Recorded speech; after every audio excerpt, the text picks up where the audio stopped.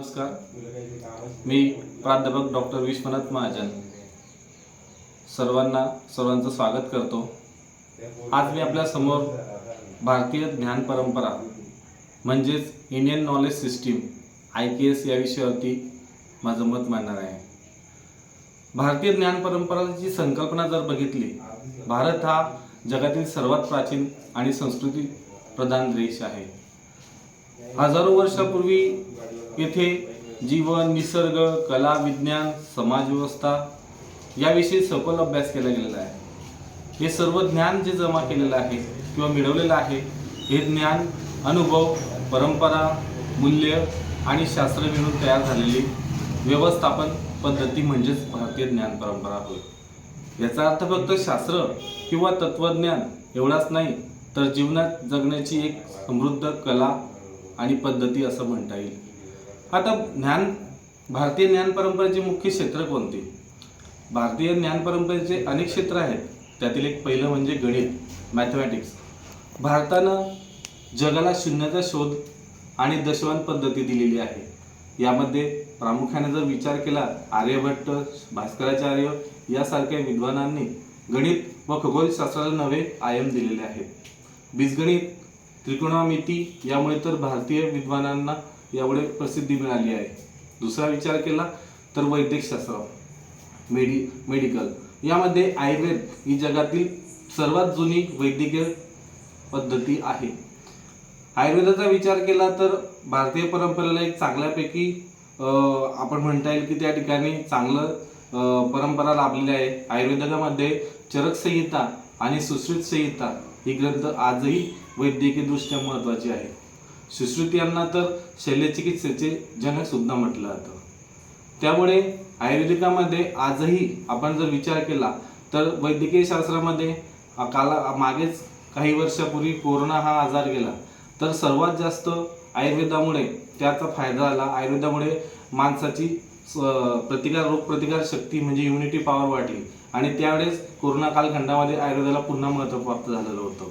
यानंतर जर विचार केला तर योग आणि ज्ञान आजच्या कालखंडामध्ये जर विचार केला तर जगामध्ये सर्वात जास्त जर काही असेल तर इंटरनॅशनल योग डे साजरा केला जातो। योग हा शरीर, मन आणि आत्मा यांचा समतोल साधणारा एक शास्त्र आहे। यामध्ये फक्त व्यायाम करणे, सुदृढ शरीर बनवणे नाही, तर आपल्या प्राणायाम, आसन, ध्यान यामुळे आरोग्य संतुलन ठेवता येतं, शांतता आणि एकाग्रता मिळते। आपण जगाच्या पाठीवर जर विचार केला तर भारत असा देश आहे की योग पुरस्कृत आहे आणि यामुळे भारताची ओळख जगाच्या पाठीवर एक वेगळं स्थान निर्माण करते। योगामुळे या ठिकाणी भारतीयांना किंवा भारतातील योगासनांमुळे या ठिकाणी एक सुदृढ उत्तम आरोग्य मिळवण्यासाठी एक चांगली संधी उपलब्ध झालेली आहे। आपण जर विचार केला तर पुढचं आहे वास्तुकला व कला। वास्तुकला आपण जसं म्हटलं की भारताला या ठिकाणी ऐतिहासिक परंपरा लाभलेली आहे। ऐतिहासिक काही गोष्टी आहेत, त्याचा जर विचार केला तर ताजमहल असेल, अजिंठा लेणी असेल।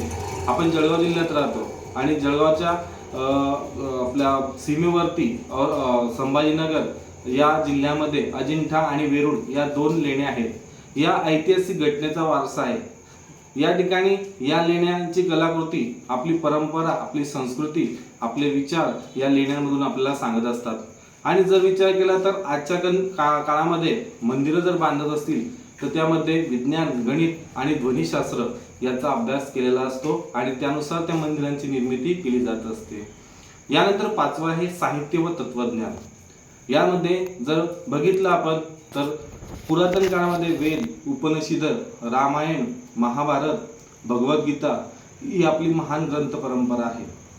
भारत देशातील जर ग्रंथांच्या बाबतीत विचार केला तर आपण महाभारत आणि रामायण याला महत्त्व असतं। यामध्ये या धर्मग्रंथ जे सांगितले मी, वेद, उपनिषदे, रामायण, महाभारत किंवा भगवद्गीता, यामध्ये फक्त धार्मिक शिकवण नाही किंवा यातून फक्त धर्माचं शिक्षण देणे हा उद्देश नसून त्यामध्ये नैतिकता, सामाजिक व्यवस्था आणि जीवनमूल्य याचा संगम असलेलं या ठिकाणी हे ग्रंथ आहेत। आणि या ग्रंथांची आजही तेवढ्याच जे पुरातन असले तरी आजही तेवढंच या समाजाला गरज आहे आणि त्या जीवनमूल्यांचा त्या ग्रंथांमधून आपण अभ्यास करत असतो।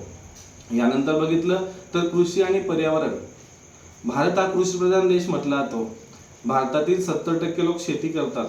आपला उदरनिर्वाह शेतीवर अवलंबून आहे आणि यामध्ये प्राचीन काळी शेतकरी ही नैसर्गिक शेती करत होता. आपण जर बघितलं तर आजच्या कालखंडामध्ये आपण आधुनिक शेतीकडे वळलेलो आहोत. मात्र पिकांची फेरपालट असेल, बीजसंग्रह असेल, जलव्यवस्थापन असेल, ही शास्त्रशुद्ध पद्धत ही पुरातन काळात वापरली जाते. म्हणजे एक विचार केला तर निसर्गाशी सुसंवाद साधण्याचं हे भारतीय परंपरेचं एक वैशिष्ट्य म्हणता येईल. कारण आधुनिक शेती करत असताना पारंपरिक शेतीला आजच्या जीवनात महत्त्व प्राप्त आहे. एकीकडे खतांचा वापर जास्त होत असताना शेती जमिनीचे नापीकता येत आहे.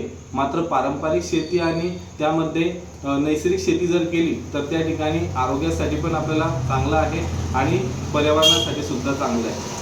यामध्ये आपण बघितलं की हे 5 क्षेत्र होती. आता आपण बघूया भारतीय ज्ञान परंपरेची वैशिष्ट्य काय.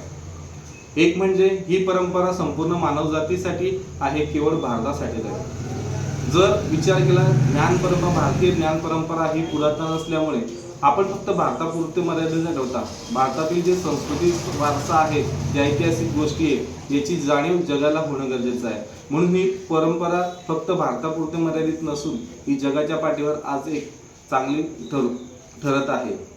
त्याचबरोबर आपण दुसरा वैशिष्ट्य बघू शकतो, विज्ञान आणि अध्यात्म यांचा सुरेख समन्वय. आपण म्हटलं की 21व्या शतकाकडे आपण वळतोय, 21व्या शतकाकडे माणूस प्रगती करतोय. मात्र या ठिकाणी विज्ञानाचा विचार जर केला तर त्या ठिकाणी अध्यात्माचा सुद्धा आपल्याला विचार करावा लागतो आणि आजही अध्यात्म आणि विज्ञान याची सांगड घातलेली आपल्याला दिसून येते.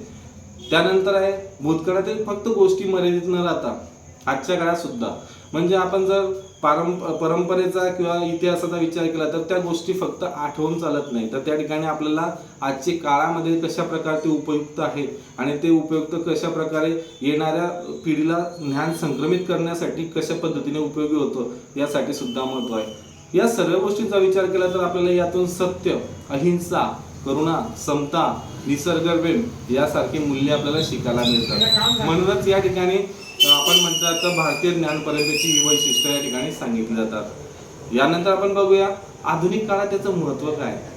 आपण परंपरेनुसार या ठिकाणी ज्ञान संक्रमित करतोय आणि आधुनिक काळामध्ये याचं महत्त्व असं आहे की विज्ञानाने तंत्रज्ञानाने प्रगती जरी केली, पुढे जरी आलो असलो आपण, तरी ज्ञान परंपरा आजही तेवढीच उपयुक्त आहे. त्यात विचार केला तर योग शिक्षण, योगामुळे जगातील अनेक लोक आरोग्य टिकवत आहेत.